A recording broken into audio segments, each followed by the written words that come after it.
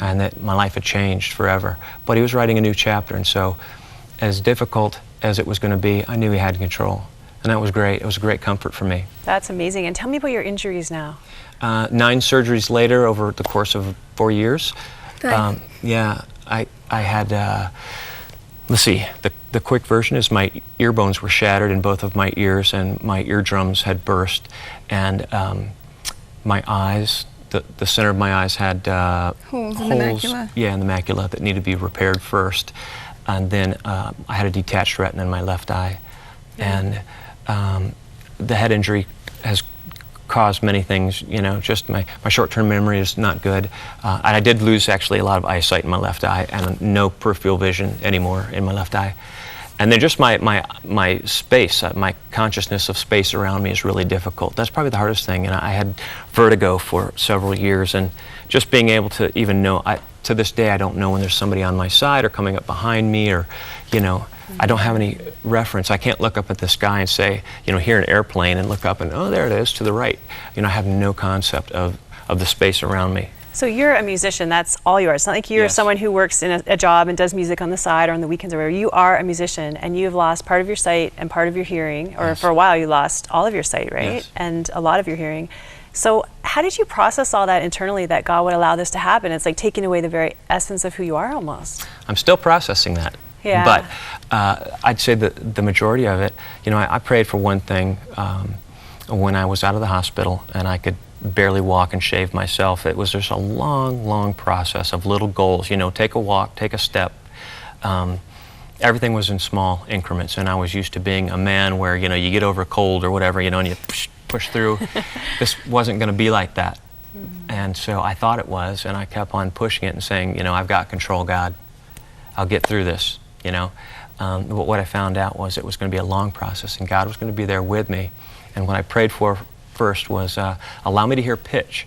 And so I still have very little hearing in my left ear, and then my right ear is almost deaf, and so I wear a hearing aid in that ear. So I have very, very limited hearing. And so it makes you not want to go out of the house at first, and it makes you not want to do music anymore and just question everything. But I've stopped doing that because I know that God is in control, and He showed me a million times in so many steps along the way. I prayed for, you know, just give me enough hearing so I can get up and worship you again. Give me pitch. And He did. It was months or so after I started to gain pitch back. And so, you know, like I said, it's been real small little steps all along the way. It's almost as if God is saying, you know, I'm not going to give it all back to you at once or ever give it all back to you. You're going to depend on me, but I'll give you back a piece at a time as you're ready for it and as I build your character and kind of make you into what I want you to be. And so I can truly say that, you know, when I get up and I perform like this today and concerts that I do, it's not under Barry's power. It's definitely under God's power. And that's great. And I'm fine with that. I really am. I'm fine. Cynthia, you watched your husband walk through 9 surgeries. What was happening in your heart and with your faith when you were watching him struggle? I just kept reciting Bible verses over in my head, and you know, I'd be taking him to. There was at one point we were visiting probably 6 different doctors a week. You know, had 3 different eye doctors, a couple different ear doctors, and so it was constant for months and months. It was just constant in and out of the doctors and hospitals. I mean, really, we're all on first name basis still with all my doctors. Still go over their house on the weekends. Yeah, they send us Christmas cards. So, yeah, it's still that way. Just, you know, having to, you know, essentially take care of him. It was rough, you know. This is your husband, and trying to process all that, but we managed. Yeah. Well, you know, I've been through a season of my life as well that was really painful, and I wasn't brought up with any kind of grid for suffering to understand why God would allow suffering. And so for me, it was a long time to process that through and come to peace with it in a sense. Right. And it is kind of about losing control, and He's in control of that. But why did you not lose your faith? Because I know there's a lot of people watching who have gone through hard times that maybe have put a little wall between them and God, or maybe even walked away. I think the reason is this. This is not the first time. This is the first time I've gone through something this tragic, and I hope it's the last. I mean, it's changed my life forever. The way that I walk on this earth is changed, and the way that we have to deal, because communication is extremely difficult in our life. All day long I say what, and it's just very difficult. And she answers. She's always looking out for me, like my ears or my eyes. I'm constantly watching for people. Somebody will come up and shake their hand, and he doesn't see that, and so I don't. I gotta. Or she knows what I don't hear, and she'll tell me without me asking. She knows, and so I think that I was born into a pastor's home, youngest child, and so I've always been in church, though my faith was not strengthened until my later teen years, and I've just been through some things in my life where God has always showed me that He's there. He's always been faithful, never let me down in my life. And so why would I think now at this point, a little bit later as an adult, why would I think that God would let me down?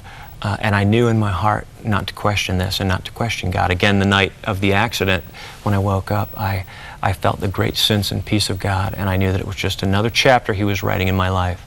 And so I'm fine with that. I really am. Sometimes that idea is that, even if you don't understand and you're angry and hurt with God, it's like He's the last one you want to run away from, because He's the only one that can restore you. Exactly. I would be frightened to. And yet I know people in my own life, I know people who choose when God is trying to, I think, just work in their life to maybe break their will a little bit, or to teach them something, or help them grow. They have a tendency to run away from God, and I want to say, oh man, don't run. This is the most intimate time you're going to ever have with your Creator, and so don't run, but enjoy as best you can during a tough situation. Enjoy the time that you have, because it's the most intimate time you'll ever have. That's beautiful.